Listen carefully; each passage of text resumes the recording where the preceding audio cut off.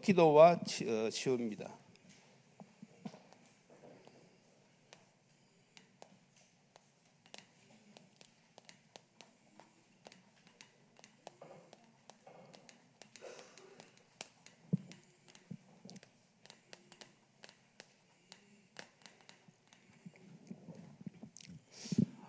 오늘 본문에 보면 예수님께서도 맹인을 위하여서 기도하실 때에 2번씩 기도하셨어요. 그래서 예수님이 먼저 기도하시고 나서 물었지요. 무엇이 보이느냐 그랬더니 사람이 보이는데 막대기 같은 것들이 왔다 갔다 합니다. 그렇게 이야기했어요. 그랬으니까 예수님이 다시 한 번 더 안수기도 해주시고 물으니까 이제는 밝게 보입니다 하는 그런 내용입니다. 자, 그래서 예수님도 2번씩 기도하셨다는 사실, 우리가 한 번 기도해서 해결되면 참 좋겠지요. 그런데 때로는 2번, 3번, 5번, 10번도 기도할 수 있는 것입니다. 그래서 오늘 제목이 기도와 치유인 것이죠. 자, 그래서 우리가 지금 치유에 관한 메시지를 하고 있기 때문에 우리가 사역을 하다 보면 무엇을 알아야 되는가 하면 영적 문제 때문에 생기는 질병이 있습니다.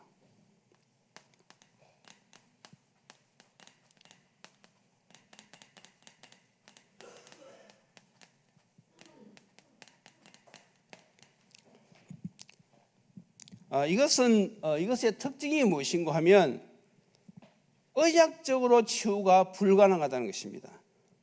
왜냐하면 영적 문제에서 오는 것이니까. 영적 문제라고 하면 마귀의 세계로부터 오는 것이죠. 그래서 어떤 질병이 있는가 하면 귀신 때문에 귀신 들린 자의 정신병,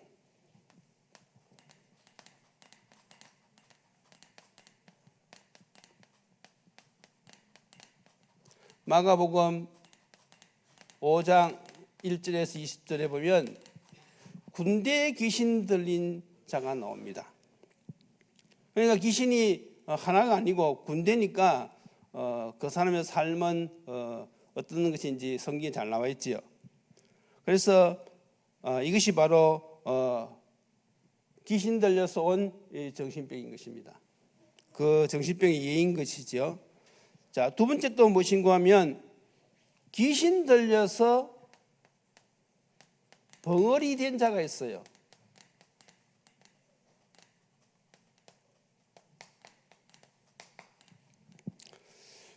성경 마태복음 9장 32절에서 33절이죠.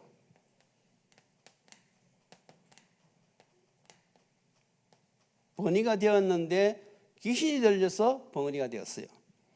또 어떤 질병이 있는가 하면 귀신이 들려서 기먹은 자도 있어요.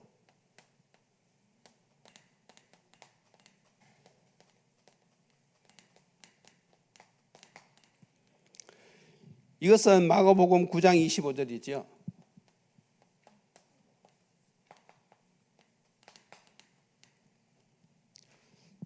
또 귀신 들려서 간질하는 자도 있습니다.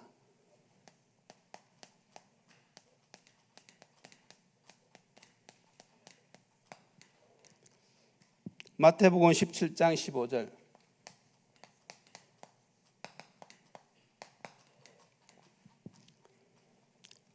우리가 사역을 하다 보면 이런 사람도 만날 수가 있다는 것이죠.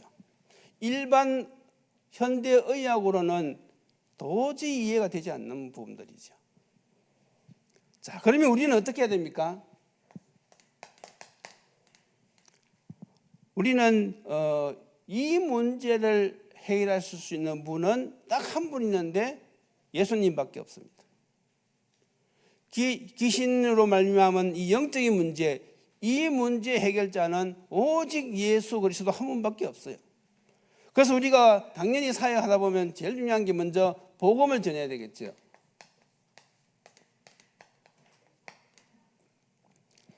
복음을 전하고 이 사람이 이제 영접하고 난 뒤에 그 다음에 말씀을 주어서 이제 서서히 믿음이 생기도록 해야 되겠죠.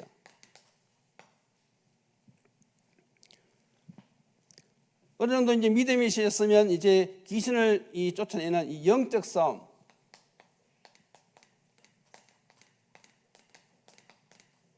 영적 싸움을 하도록 도와줘야 됩니다. 자, 그러면서 우리가 무조건 하는 것이 아니고 이런 문제로 인해서 이런 질병이 왔다는 것은 분명히 이유가 있거든요. 그 가정을 향하신 하나님의 이유를 발견하게 해야 됩니다. 그러면 결국은 여기서 나오는 것이 이제 사명이 나오는데 어떤 사명이 나오겠습니까? 가문 복음화.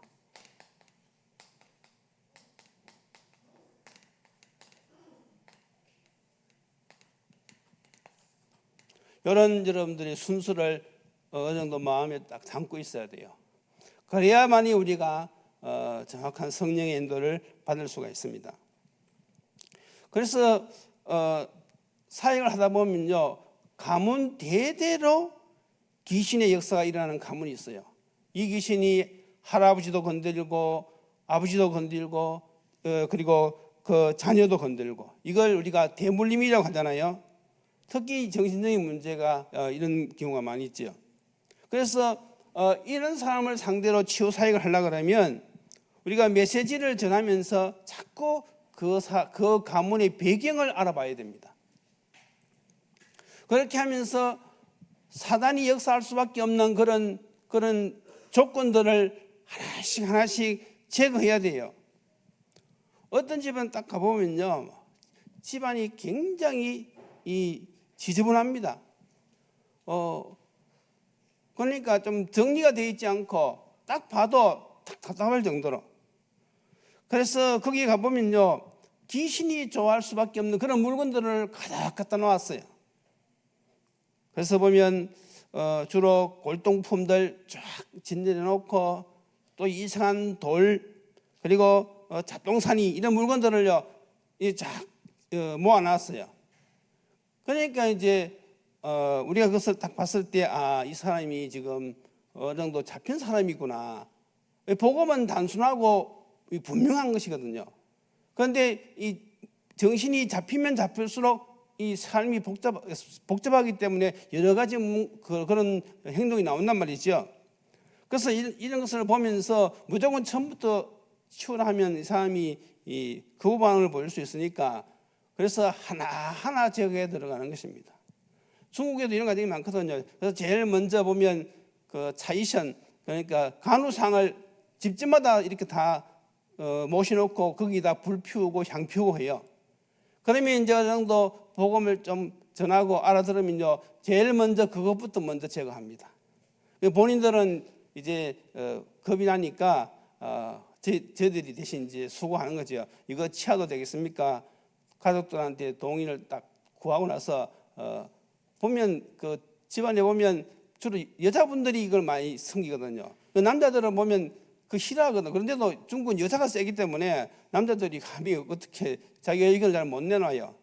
그래 이제 내심 싫어했는데 와서 치워준다 하니까 막 선뜻 동의하는 겁니다. 그러면 우리가 그걸 또 다른 사람 보면 오해하니까 이 비료포도 이런데 담아가지고 망치로 막 다 부숴가지고 그래 이제 저기 쓰레기 버리는 데 갖다 버립니다. 그래서 그거부터 먼저 치우고 또 여러 가지 그런 잡동사니들 하나하나 치워내는 것이죠. 그래서 우리가 사역을 할 때 이런 것을 생각하면서 사역을 해야 됩니다. 자, 그럼 두 번째가 무엇인가 하면 잘못된 치유법이 있어요.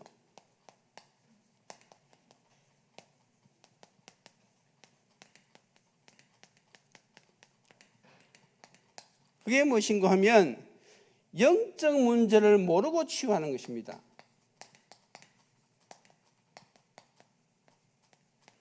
이걸 모르고 치유하는 거예요. 이 말은 무슨 말입니까? 창세기 3장 문제를 모른단 말이죠. 이것이 인간의 근본 문제인데 이걸 모르고 치유하면 근본 치유가 되어지겠습니까? 되어질 수가 없잖아요. 그리고 두 번째로 영적인 병을 모르고 치유하는 것입니다. 이게 영적인 병인 줄 몰라요. 그렇게 하고 그런 상태에서 치유하는 것은 잘못된 치유죠. 이 말은 무슨 말인가 하면 귀신의 역사를 모른단 말이죠.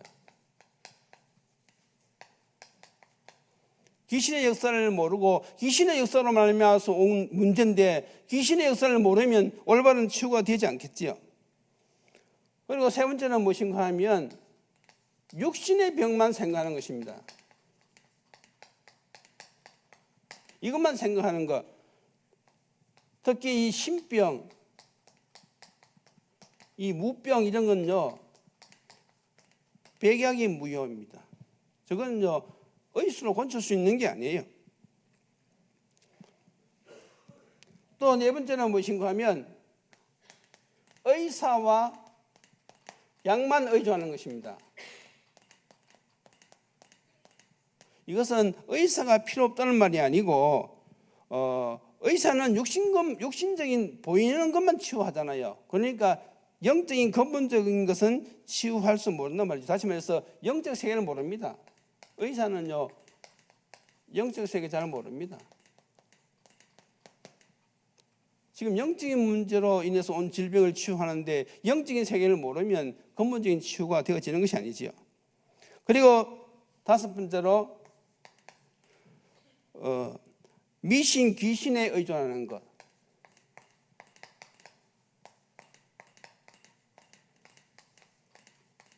주로 이것은 어떤 사람이 쓰는가 하면 무속인들이 쓰는 것이죠. 주로 뭐 푸닥거리하고 뭐 부적 갖다 붙이고, 이것은 주로 무속인들이 하는 치유법인데, 왜냐하면 무속인들은 이 과정을 다 거쳐왔어요. 이 과정을 다 거쳐서 지금 무속인이 되었거든요. 그러니까 저런 정상을 가지고 온 사람들에게는 자기가 했던 그대로 치유하는 것입니다. 그러니까 여기 올바른 치유법이 아니죠. 그래서 우리가 사역을 하다 보면 분명히 이 사람이 귀신 문제로 귀신의 역사로 말미암아서 육신의 문제까지 왔거든요. 그래서 이것은 이미 앞에서 이야기했다시피 병원에 가도 이게 진단이 안 나와요. 그러니까 고칠 수가 없는 것이죠. 그 사람들이 이제 몸은 아픈데 병원 가도 진단이 안 나오니까 이제 어디로 찾아갑니까? 무속인을 찾아가잖아요. 그러면 무속인들이 뭐라고 합니까? 신내림 받아야 된다고 하는 거죠. 당신 신을 받아야 된다. 왜냐하면 자기가 그렇게 걸어왔으니까. 그래서 이것을 우리가 이제 무병이라고 하는 것은 바로 이런 과정을 거쳐서 온 것입니다. 그래서 우리가 이제 사역을 하다 보면 이 대화를 나누다 보면 딱 감을 잡잖아요. 아, 이 사람이 말을 하는데 보니까 병원에 가도 자기는 몸이 아파 죽겠는데 병원에 가도 진단도 안 나오고, 그리고 막 너무 답답하고 그런 우리가 대화를 통해서 우리가 들으면 아, 이 사람이 여기까지 왔구나. 요 과정을 거쳐서 지금 완전히 여기까지 왔다는 사실을 우리가 딱 알잖아요. 그러면 우리가 이제 어떻게 합니까? 선수를 치는 거죠. 당신 조금 있으면 무속인 되겠는데, 당신 무속인 되고 싶어? 그러면 싫다 그러잖아요. 당신 무속인 안 되려고 하면 반드시 예수 믿고 해방받아야 된다. 하나님 자녀가 되어야 된다. 그러면서 이제 복음을 전하는 것이죠. 그래서 우리가 성경 말씀에 남아 있는 대로 이 사람에게 앞으로 될 일을 미리 이야기해 주는 것입니다. 그래서 우리가 이런 것을 우리가 이제 말씀에 근거해서 미리 말하는 것이 예언인데, 이게 이제 성경적인 예언이거든요. 옛날에는 예언을 하는 분들이 성경에 근거하지 않고 잘못된 예언을 하는 경우가 많이 있었어요. 그냥 이렇게 막 은사 운동하면서 깊이 눈 감고 명상하면서 좋은 말 많이 해주고 그런 예언이 많이 있었거든요. 그런데 우리가 이제 사역하다 보면 이 정확한 말씀에 근거해서 이 불신자들이 가는 그 코스, 그걸 가지고 미리 우리가 이야기해 주는 것이죠. 자, 그러면 이제 세 번째로 우리가 반드시 알아야 될 것은 올바른 치유법이죠.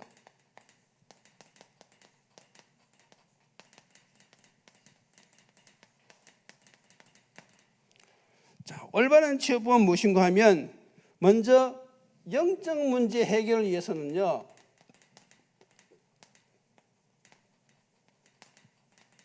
무엇을 해야 됩니까? 그리스도를 정확히 알아듣고 영접부터 해야 됩니다. 이게 하나님이 원하시는 것이죠. 다시 말하면 무엇입니까? 이것은 우리의 기본 중의 기본이죠. 우리는 불신자 어떤 문제를 만나는 사람이더라도 우리가 대화가 딱 되어지면 제일 먼저 우리가 하는 것이 정확한 복음을 전달하는 것이죠. 왜 예수를 믿어야 되는 거죠? 예수를 믿어야 되는 분명한 이유를 설명하는 것입니다. 자, 그리고 나서 이제 이 사람이 복음을 받아들이면 그 다음에 이제 영적인 병치유가 나오죠.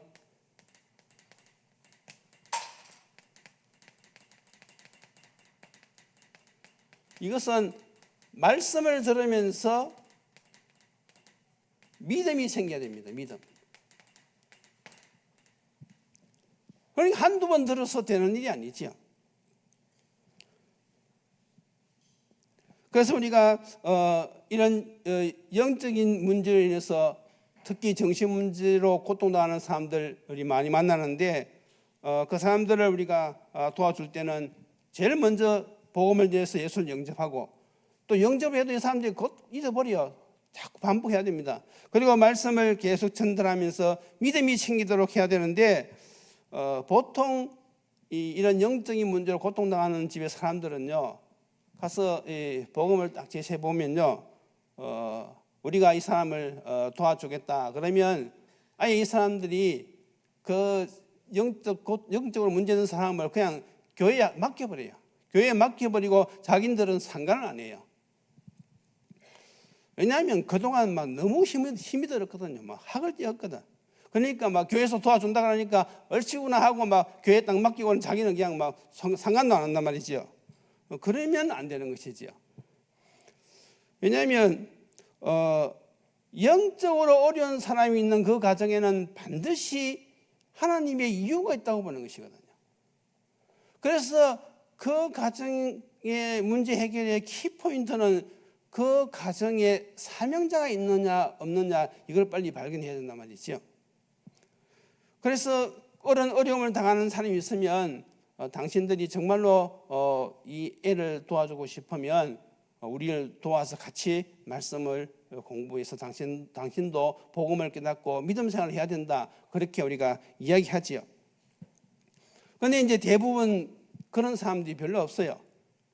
그래서 우리가 이제 그런 사람들 그런 문제 있는 사람을 만났을 때 무엇을 우리가 발견해야 되는가 하면 이 아이가 지금 정신문제로 고통을 당하는데 이 아이 때문에 누가 제일 안타깝게 생각하는지, 이 아이의 이 문제를 보면서 엄마가 안타깝게 여기는지 아니면 아버지가 안타깝게 여기는지 가족 중에서 누가 정말로 이 아이 때문에 안타까워하는지 그 사람을 발견해야 돼요.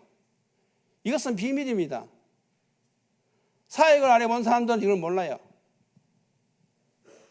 그러니까 지금 여러분 이 시간 우리가 수요 이 시간은 우리 사역자를 세우는 시간이기 때문에 사역하시는 분들에게는 많은 도움이 될 거예요. 그래서 정신문제로 고통당하는 사람이 있으면 누가 이 아이 때문에 지금 마음이 제일 안타까워하느냐 그걸 빨리 발견해야 돼요. 엄마가 그러면 엄마가 사명자일 가능성이 있고 아니면 부모가 아니고 뭐 다른 형제가 있으면 형제가 사명자일 경우가 있는 거예요. 그걸 빨리 캐치해야 됩니다. 그리고 그 사람에게 이유를 설명하고 그 사람이 복음을 알아듣고 같이 이렇게 이유를 발견하면서 이 문제를 해결하도록 우리가 인도해야 되는데, 그런데 이제 대부분 가정 보면 그런 사람이 잘 없어요. 너무 그동안 지쳤기 때문에 그냥 병원에 갖다 맡기듯이 교회에 이렇게 맡기고 말지 본인들은 거기에 관심이 없단 말이죠. 그러면 본인이 갈급해서 좀 달라붙든지 아니면 가족 중에서 누가 한 사람이 정말 이 문제 때문에 도움을 요청하든지 그럴 경우에는 사역을 시작합니다. 그런데 그렇지 않은 경우는 사역을 시작하지 않죠. 쉽게 시작하지 않습니다. 왜냐하면 해도 소용이 없어요. 저희들도 중국에서 많이 해봤거든요. 어떤 아가씨가 너무너무 잘생겼어요. 그런데 그 아버지는 변호사라. 그래서 이제 딸이 그렇게 20살까지는 아주 정상이었는데 20살 남자 사귀고 나서부터 갑자기 애가 막 정신이 문제가 온 거예요. 그러니까 이제 그걸 한번 고쳐보겠다고 병원 가도 안 되니까 중국의 무속인 있잖아요. 그 사람들에게 500만 원씩 돈을 주고 구슬하고 그런 상황이었어요. 그래서 이제 저희들이 설명을 했죠. 이것은 분명히 가문 보고마에 하나님의 큰 계획이 있는데 반드시 당신들 둘 중에 한 사람은 우리를 도와줘야 된다. 그런데 제가 딱 보니까 그 아버지가 정신 문제가 더 심각한 것 같아요. 보통 우리가 변호사 같으면 이 양복도 좀 입고 남이 딱 봐도 신뢰가 가야 되잖아요. 이 사람은 변호사라고 하는데 저는 노숙인 줄 알았어요. 나중에 그 같이 사역하는 그 친구가 이 사람 변호사라고 그래서 변호사인 줄 알았지 처음에는 저는 노숙인 줄 알았다니까요. 그러니까 그 상태가 그런 상태란 말이죠. 그런데 딸도 관심이 없고 부모도 못 알아듣고 그래서 우리가 사역을 하다가 이것은 아니다. 그래서 우리가 그만두게 되었는데 여러분들이 반드시 이런 영적 문제로 인해서 정신적인 고통을 당하는 사람이 있으면 이것을 반드시 살펴봐야 됩니다. 가문의 배경이라든지 아니면 그 가문의 정말로 사명자가 누군지 이걸 발견하고 그때 우리가 시작해야 되는 것입니다. 그리고 이제 그 다음에 무엇입니까? 치유기도지요. 이 말은 무슨 말입니까? 이제 영적 싸움을 싸우는 것입니다. 그러니까 그 가문에 알아들은 가문 보고마의 사명을 깨닫는 그 사명자가 딱 일어나면요, 그 사람으로 하여금 계속해서 영적 싸움을 싸우도록 우리가 도와주면서 같이 영적 싸움을 하는 것이죠. 이 영적 싸움. 자, 그러면 이제 결론이 무엇입니까? 결론이 보면 지금 많은 사람들이 영적 문제로 이 고통을 당하고 있습니다. 지금도 많이 있거든요. 그 양상은 여러 가지로 나올 수 있어요. 어떤 사람은 정신 문제로, 어떤 사람은 그런 습관으로, 중독으로 여러 가지 양상이 나올 수 있어야 그런데 우리가 분명해야 될 것은 이것은 이미 성경에 예언된 사실입니다. 이상한 것이 아니라 이미 성경에 디모데후서 3장에 말세에 고통하는 때가 올 것을 이미 예언해 놓았어요. 그래서 우리가 정말 이제는 우리 교회에서도 무엇을 준비해야 되는가 하면 치유 사역팀을 우리가 이제는 기도하면서 준비해야 되는 것입니다. 치유 사역팀. 정말로 저런 영적 문제를 도와줄 수 있는 그런 팀이 구성돼야 돼요. 왜냐하면 이 치유 사역은 한두 번 해서 되는 것이 아니거든요. 그래서 팀을 이루어 가지고 연합해야 됩니다. 그래서 우리가 당신이 이상과 같이 이 사람을 한 3개월 동안 집중 도와주라. 그러면 그 다음부터는 우리 팀이 도와주겠다. 이렇게 해서 팀으로 붙어야 돼요. 이것도 하나의 요령입니다. 우리가 주방 우리가 봉사도 한 팀이 계속 하는 게 아니잖아요. 할 수는 있지요. 그러니까 힘들다. 그래서 어떻게 합니까? 조를 나눠가지고 당신 조는 첫째 딸, 당신 조는 넷째 딸 이런 식으로 해가지고 서로 이렇게 하니까 좀 낫잖아요. 치유사회 이것도 마찬가지입니다. 한 사람만 맡겨놓으면 지쳐서 못합니다. 팀을 나눠가지고 이렇게 사역하고 서로 포럼하고 그 다음 팀들이 준비하면서 힘을 얻어가지고 또 붙고 이런 식으로 해가지고 이게 지속이 되어져야 되는 거예요. 근데 어떻게 보면 이것이 열매도 금방 나타나지 않고 아무 소득이 없는 것 같지만 그렇지 않습니다. 여기에는 방금 우리가 모든 것은 무엇과 방념하셔야 되는 거예요? 전도. 특히 이것은 무엇입니까? 가문 보고마.